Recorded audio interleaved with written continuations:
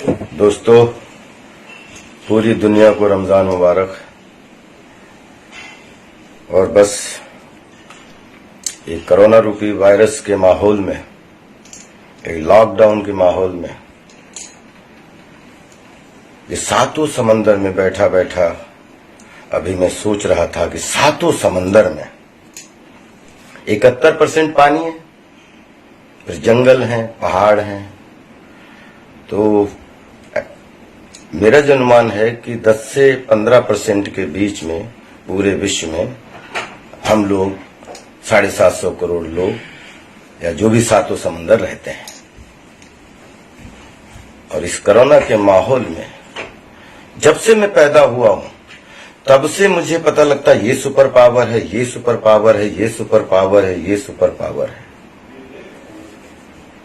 लेकिन आज मैं बहुत विश्वास के साथ कह सकता हूं दोस्तों कि सुपर पावर तो एक ही है, जो ये नेचर है, जिसने ये आंखें बनाई, जिसने ये मुंह बनाया, जिसने हमारा वंडरफुल शरीर बनाया। और इस कोरोना के लॉकडाउन में पूरे विश्व को कम से कम ये तो पता चल गया होगा कि पैसा देश नहीं चलाता है, देश और दुनिया को चलाती है तो प्रकृति चलाती है। और उसके बाद इस एक महीने में आज पूरे भारत में या पूरे विश्व में इस पटल को कौन चला रहा है? हमारे सफाई वाले चला रहे हैं, हमारे सिक्योरिटी गार्ड चला रहे हैं, हमारी नर्स बहनें चला रही हैं, हमारे डॉक्टर भाई चला रहे हैं, हमारे पुलिस भाई चला रहे हैं, हमारे एनजीओ वाले चला रहे हैं, हमारे वो ड्राइवर्स जो जिनको हम लोग बहुत जल्द एक अच्छे से नाम भी उनका नहीं लेते हैं, लेकिन वो कृष्ण रूपी सारथी आज जगह जगह जानवरों से लेकर छोटे सब जगह खाने बांट रहे हैं।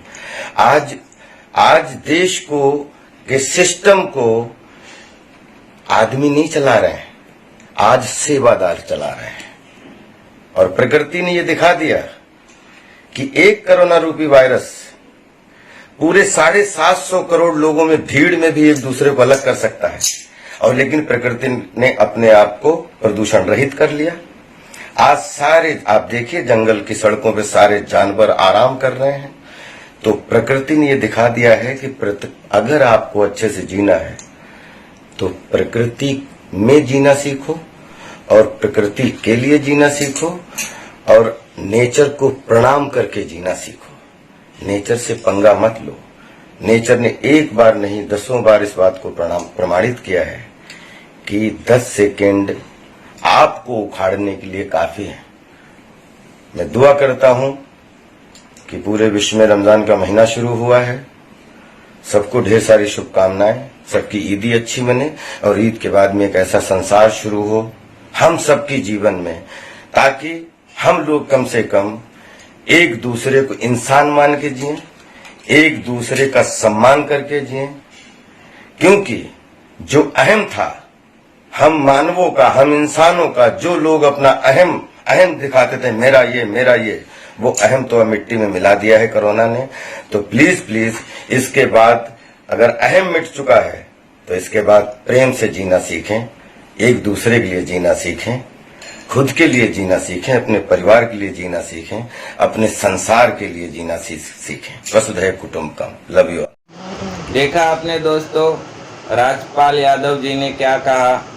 दोस्तों, प्रकृति से बढ़कर और कोई चीज़ नहीं है दोस्तों। हमें प्रकृति का सम्मान करना ही पड़ेगा अगर हमको अच्छा जीवन जीना है तो।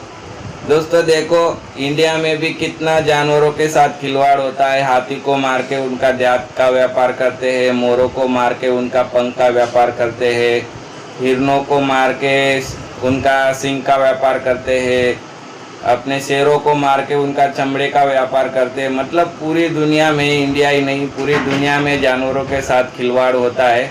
अभी एग्जाम्पल देख लो, अभी कोरोना फैला है, ये कोरिया, चाइना वाइना, ये लोग मतलब मेंढक का सूप पीते हैं ये लोग। तो कोरोना फैलेगा नहीं तो क्या होगा दोस्तों। तो मेरा कहने का मतलब ये है, जो राजपाल जी ने कहा वो बिल्कुल मैं उनसे बिल्कुल सहमत हूँ। हमें प्रकृति का सम्मान करना चाहिए, प्रकृति की इज्जत करनी चाहिए। तभी हम सुरक्षित रहेंगे, नहीं तो हमारे आने वाले समय में इससे भी ज़्यादा खतरनाक बीमारी फैल सकती है, इससे भी खतरनाक बीमारी आएगी। मैं मेरी गांव की एक बात बोलना चाहता हूँ। 22 साल पहले मैं जब गांव में रहता था तो मेरे गांव में पूरे 12 महीने नदी थी मेरे गांव में, उसमें पूरा 12 महीना पानी रहता था।